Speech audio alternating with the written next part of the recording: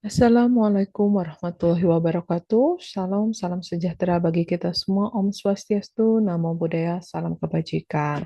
Halo semuanya, pendidikan adalah kunci utama untuk menciptakan generasi penerus bangsa yang unggul dan siap menghadapi tantangan global. Namun masih banyak tantangan yang harus dihadapi untuk mencapai pendidikan berkualitas. Dalam video ini kita akan membahas faktor yang mempengaruhi kualitas pendidikan serta solusi yang dapat dilakukan. Menurut Badan Pusat Statistik 2013 sampai dengan 2023, Indonesia mengalami peningkatan dalam beberapa indikator pendidikan, seperti penyelesaian pendidikan dasar sampai bertambahnya masyarakat untuk melanjutkan pendidikan yang lebih tinggi. Namun masih terdapat beberapa hambatan. Seperti yang kita ketahui di media massa, ada beberapa murid SMP di berbagai daerah yang belum fasih membaca.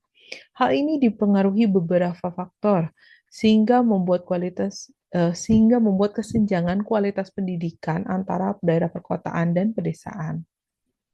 Dari fenomena tersebut, bagaimana cara meningkatkan kualitas pendidikan? Lalu apa saja tantangan utama dan bagaimana solusi yang dapat dilakukan pemerintah dan masyarakat? Hasil pengamatan saya bersama tim melakukan riset faktual di lapangan dan juga wawancara dengan beberapa narasumber. Untuk meningkatkan kualitas pendidikan di Indonesia, pemerintah membuat program kurikulum merdeka atau biasa disebut K13 yang memberikan fleksibilitas pada kegiatan belajar mengajar di masing-masing lembaga dengan mengeksplorasi minat dan bakat mereka yang dapat memperkecil kesenjangan pendidikan antara perkotaan dan pedesaan. Namun, masih ada beberapa faktor yang menghambat pendidikan berkualitas. Yang pertama adalah kurangnya infrastruktur pendidikan. Banyak daerah terpencil yang sulit dijangkau dan kekurangan fasilitas belajar. Di era yang semakin berkembang dengan adanya teknologi, banyak sekolah yang belum memiliki akses internet yang memadai untuk mendukung pembelajaran. Kemudian yang kedua adalah minimnya tenaga pendidik dan mutu pengajaran. Tenaga pendidikan di daerah terpencil tidak mendapatkan pelatihan yang memadai secara merata. Kemudian untuk beberapa kasus murid yang berkebutuhan khusus, diperlukan pelatihan terhadap tenaga pendidik dengan dibekali keahlian tertentu. Kemudian ketiga adalah faktor individu murid itu sendiri. Tanpa standar evaluasi pembelajaran yang jelas, beberapa murid kurang termotivasi untuk belajar secara optimal. Kemudian adanya juga dampak arus globalisasi seperti sikap tidak sopan, bullying, dan sebagainya.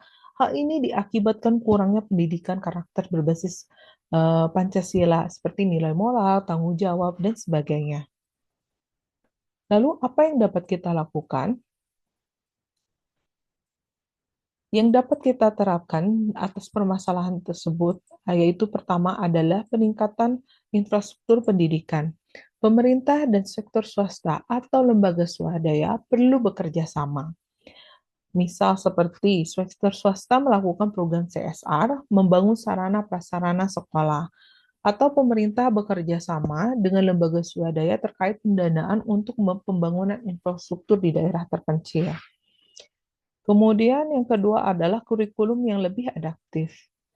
Menyesuaikan metode pembelajaran dengan kebutuhan siswa di berbagai daerah agar lebih inklusif dan efektif, serta nilai-nilai Pancasila sebagai dasar untuk membangun karakter. Kemudian yang ketiga adalah pelatihan tenaga pengajar berkelanjutan.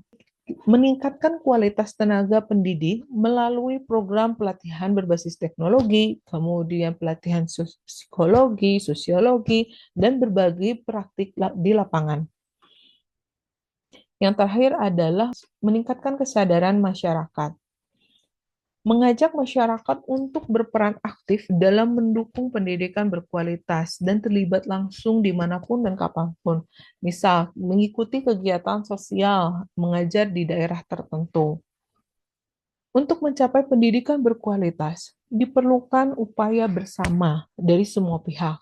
Reformasi sistem pendidikan, pemerataan akses, dan peningkatan kualitas tenaga pendidik adalah kunci yang harus dilakukan. Tantangan pendidikan di Indonesia bukan hanya masalah pemerintah, tetapi menjadi tanggung jawab kita semua. Melalui proyek ini, saya menyadari betapa pentingnya pendidikan berkualitas dalam membangun bangsa yang lebih baik. Pendidikan yang berkualitas tidak hanya bicara tentang teori, tetapi juga bagaimana kita menciptakan lingkungan belajar yang adil dan merata. Maka dari itu, mari kita bersama-sama berkontribusi untuk meningkatkan pendidikan yang berkualitas. Akhir kata, jangan lupa share video ini agar lebih banyak yang peduli terhadap masa depan pendidikan di Indonesia. Bersama kita bisa wujudkan pendidikan yang lebih baik. Salam sehat untuk kita semua. Assalamualaikum warahmatullahi wabarakatuh. Shalom, salam sejahtera bagi kita semua. Om Swastiastu, Namo Buddhaya, salam kebajikan.